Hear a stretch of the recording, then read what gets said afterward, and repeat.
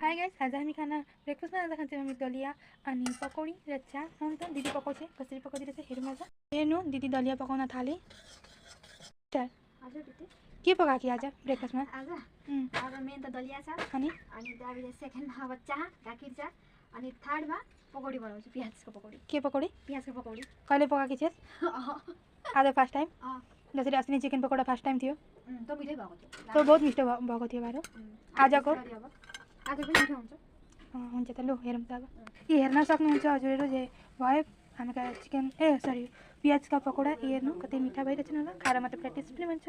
आजको ब्रेकफास्ट हामीले यति नै खायौँ र बहुत टेस्टी भएको थियो। मेरो दिदीले पकाएको थिएँ, हेर्न सक्नुहुन्छ गाइस। मैले गर्दा आइपुगेँ अनि आएर दिदीले रोटी पकाएको थिएँ। रोटी पकाएर मैले पनि रोटी र सब्जी खाएँ। सिस्टर अब फेरि के पकाएको कि? रोटी पापा र नास्ता। ए पापालाई मात्रै कि?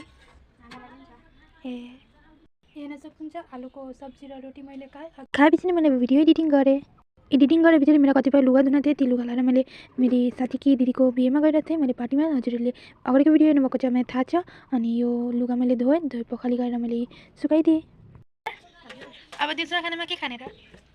निगुरो छ अनि आलुको दम।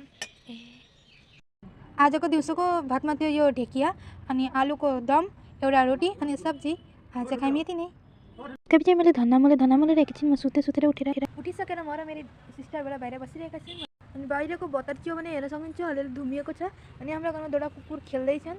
सिस्टर अब के पकायो कि? चिया। अनि चियासँग के हुन्छ? पापा दिदी घर जानुभएको थियो अनि दिदी घरबाट ल्याउनु भएछ घुमाको रोटी, चिया र घुमाको रोटी खानु। अरू भुजिया खाने भए खानु, बिस्कुट खाने भए खान सकिन्छ। म चाहिँ उनी खान्छु, घुमाको रोटी खान्छु। हुन्छ त। मैले घुमाएको रोटी र बिस्कुट खाएँ। त्यहाँपछि मैले फोन एकैछिन चलाएँ। त्यहाँपछि राति सुत्नलाई मैले मेरो ओछ्यान मिलाएँ। म र मेरी मम्मीसँगै सुत्यौँ र हामी दुईजनाको लागि ओछ्यान मैले मिलाएँ। सधैँ म भात खाने अगाडि नै ओछ्यान मिलाउँछु। अनि भिडियो मोबाइल राख्न अलिकति खेलिमेली भएर मोबाइल फेरि मिलाउन म आएकी थिएँ एकखेप। अनि हेर्न सक्नुहुन्छ दिदी बाहिरको बस्तु लैजान्छ, म पनि आएर त्यहाँ केही काम गर्दैछेँ। हेर्नु गाइस, आज राति हामीले चाम्रे भात अनि दही, आलुको अचार अनि मुलाको अचार खायौँ। हामी राति हल्का फुल्कै खान्छौँ, हामी बेसी हेभी खाँदैनौँ राति। त्यसपछि मैले धन्यवाद। आजको लागि यति नै। हजुरलाई कस्तो लाग्यो कमेन्ट गरेर भन्नु होला। Thank you.